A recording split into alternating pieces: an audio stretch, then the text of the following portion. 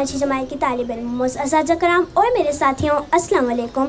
आज मुझे जिस मौजू पर लब कुशाई करने का मौका मिला है वो है तालीम। तिफिल अगर बच्चों के हकूक़ के बारे में बात की जाए तो बच्चों का सबसे पहला और बुनियादी हक तालीम है। जी हाँ, तालीम ही है जिसकी अहमियत से कौन वाकिफ़ नहीं। दीनी और दुनियावी दोनों तरह की तालीम है। जनाब सदर, तारीख गवाह है कि आग की परस्ती करने वालों ने आग को अपने काबू में ले लिया और फिर क्या था, ऊपर देखा आसमान नजर आया, आसमान में चांद नजर आया और चांद में इंसान नजर आया। पूछा मुआजरा क्या है, जवाब मिला इंसानी तरक्की हुई।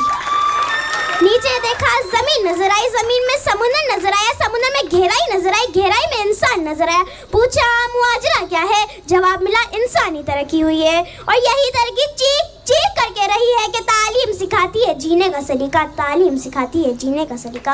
और यही तालीम हमारा बुनियादी हक है, हमारे मुल्क के बच्चों का बुनियादी हक है। जनाब सदर, कानून नाफिज करने वाले इदारों ने नो राइट्स के नाम से किताब पब्लिश की है जिसमें साफ साफ लिखा है एज अ पाकिस्तानी सिटीजन बच्चों की पैदाइश के साथ ही उनका पहला और बुनियादी हक तालीम है। और हमारे आईन आर्टिकल 25A के तहत ये जमानत देता है कि पाकिस्तान के हर बच्चे को 16 साल की उम्र तक मुफ्त तालीम दी जाएगी। मगर इसके बावजूद फिगर के मुताबिक बहुत अफसोस से कहना पड़ता है कि पाकिस्तान में अभी भी 2 करोड़ बच्चे स्कूल से बाहर हैं।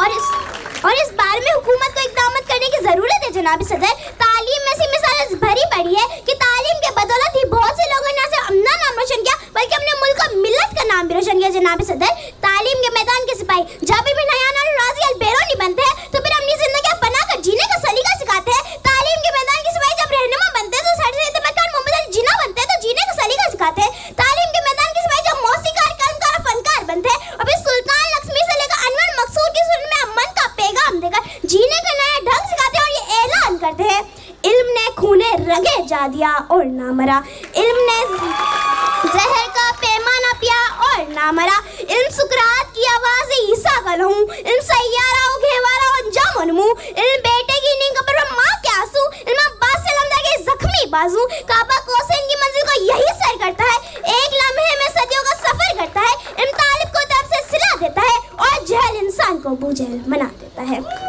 जनाब सदर, कायद के पाकिस्तान का हमारा सिर्फ कितना अर्ज करना नहीं बल्कि उस खत्ते में बसने वाले तमाम अफराद के लिए कज़ाम मुमलिकत का असूल था, चाहे वो किसी भी नस्ल, मजहब या सिंध से हो।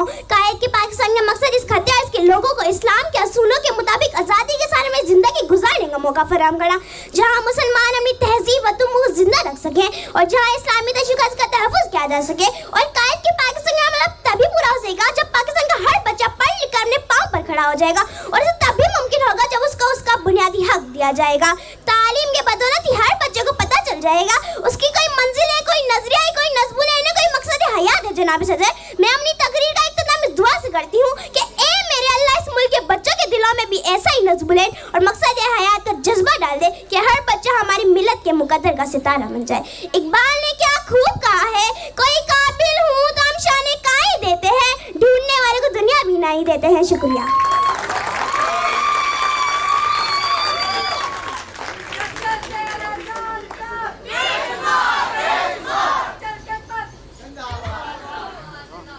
Thank you so much, Uruj. Now I will